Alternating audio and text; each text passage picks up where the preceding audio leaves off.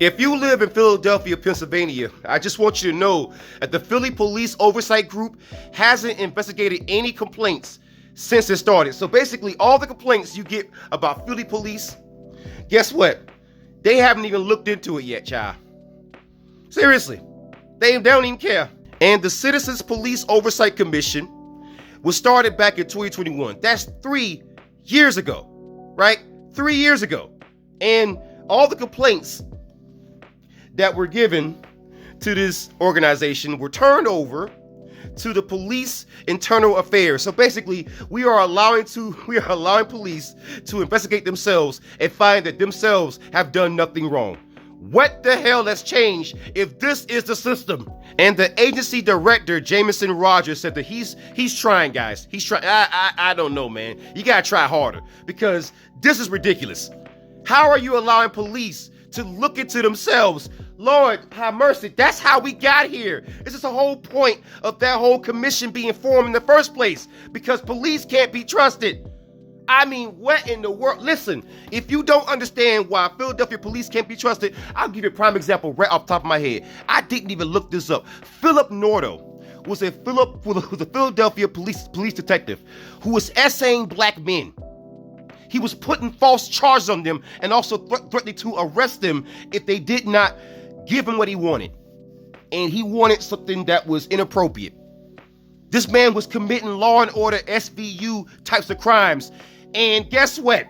There was no oversight. The Philadelphia Police Department was being told for years this man was doing this, and it took forever. It took years to finally stop this predator, because once again, when you allow the police to police themselves, right, the only thing that happens is that criminals start looking into criminals. The average cop in Philadelphia is a freaking criminal, without question. Because at this point, how in the world can you prove that isn't the case when the only people who's been looking into criminal behavior, the only people who's been looking into criminal claims are the police themselves, despite the fact that a commission was formed 3 years ago to look into this. And they receive about 137 civilian complaints, right, in 2023, last year. And that includes a woman who called when she was in distress, who was later taken out in a hit and run, right? So about a quarter of these complaints include allegations that police committed SA. They violated a woman or a child, or in some cases, in the case of Philip Nordo, a man, preying on people, predators with badges, civil rights violations, physical violence. They're beating people in the streets, falsification of records, and a slew of other crimes, right? And this agency is supposed to have sole discretion over which misconduct complaints it looks into, which has been zero. I want to highlight something for you. Some of these officers commit heinous crimes, essaying people.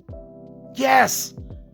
And the civilian oversight group who's supposed to look into them hasn't been doing it and making excuses every single step of the way. And the residents and some commissioners, politicians, have said it is a shame and a freaking disgrace, right, that this commission is not running right now, that hasn't taken a single complaint.